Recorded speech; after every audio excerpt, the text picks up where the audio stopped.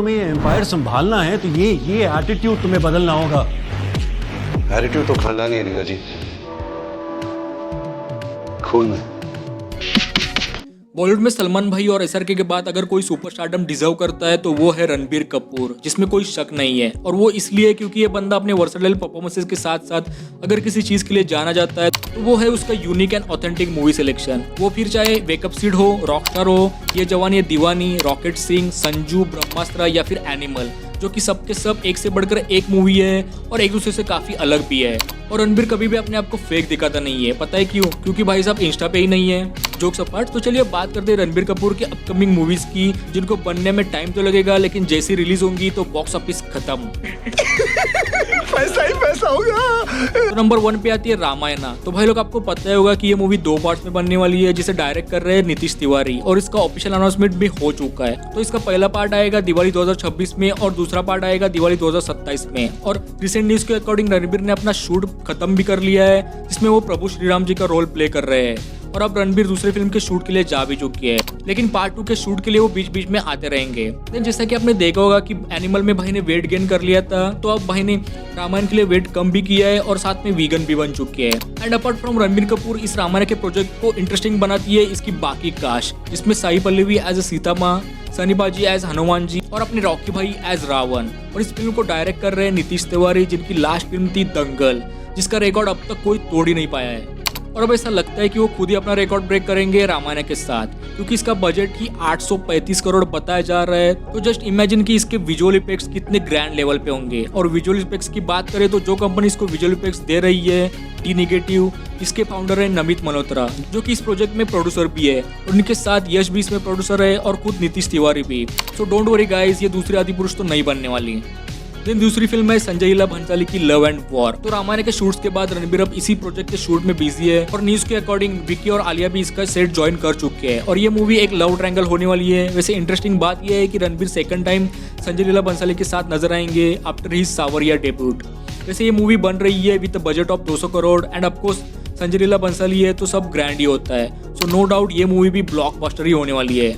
से इसकी release date Christmas 2025 बताई गई है, तो मे भी हमें ये मूवी 2026 के स्टार्ट में देखने मिल सकती है।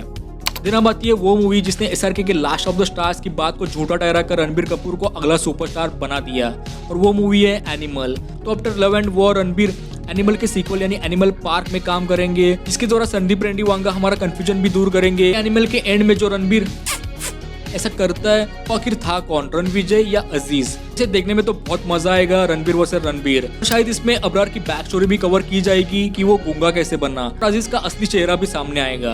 और हाँ, अजीज से याद आया कि फैंस की डिमांड है कि वो विकी कौशल को एज अजीज देखना चाहते हैं, और अगर ऐसा होता है तो बहुत मजा आएगा भाई। वैसे इस पर आपके क्या थॉट्स है, कमेंट में जरूर शेयर करना। और हाँ, आपको बता दो कि भाई लोग एनिमल बनी थी सिर्फ 100 करोड़ में और इसने कमाए थे 917 करोड़ वर्ल्ड वाइड। तो भाई अब एनिमल पार्क का बजट 300 करोड़ से नीचे नहीं होने वाला, तो सोचो कमाई कितनी होंगी। Then fourth one again most interesting and exciting project है ब्रह्मास्त्र पार्ट 2 देव। देखो भाई लोग, आई नो कि पार्ट 1 का स्क्रीन पे थोड़ा इधर उधर था और डायलॉग्स को कचरा थे, लेकिन भाई डायरेक्टर आयन मुखर्जी का विजन और उसके विजुअल इफेक्ट्स इसकी जान थी। लिटरली मुझे ऐसा लगता है कि आफ्टर रावण एंड क्रिश इस मूवी ने असली वीएफएक्स का मतलब समझाया था। वैसे आई डोंट नो कि तुम लोग को पता होगा कि नहीं, लेकिन आयन मुखर्जी ने 10 साल लगा दिए इसकी स्क्रिप्ट लिखने में और इस प्रोजेक्ट को एग्जीक्यूट करने में। और ये एक ट्रिलॉजी बनने वाली है जिसमें पार्ट 1 तो रिलीज हो चुका है और अब आएगा पार्ट 2 देव। अब आयन वॉर 2 को डायरेक्ट करने में लगे हुए हैं और रणबीर भी अपने प्रोजेक्ट में बिजी है। जैसे ये दोनों फ्री होंगे तो दोनों भी इस पर काम करेंगे। और आज भी सबको एक ही सवाल आता है कि भाई देव बनेगा कौन? वैसे अपडेट्स तो ऐसे भी थे कि रणबीर सिंह इसमें देव बनेंगे, लेकिन अभी तक कुछ भी ऑफिशियल अपडेट नहीं आया है। And in my opinion Hrithik Roshan भी इस कैरेक्टर को पुल ऑफ कर सकते हैं, और ऐसा होता है तो बहुत मजा आ जाएगा। लेकिन इससे आगे बढ़कर सोचो तो रणबीर कपूर खुद भी इस रोल को प्ले कर सकता है, लाइक शमशेरा। वैसे पार्ट 1 का बजट ऑलमोस्ट 400 करोड़ था और ये मूवी हिट भी साबित हुई थी, यानी कि सेकंड पार्ट में इसका बजट 500 करोड़ तक भी जा सकता है। ये मूवी हमें 2027 या फिर उसके बाद ही देखने मिलेगी।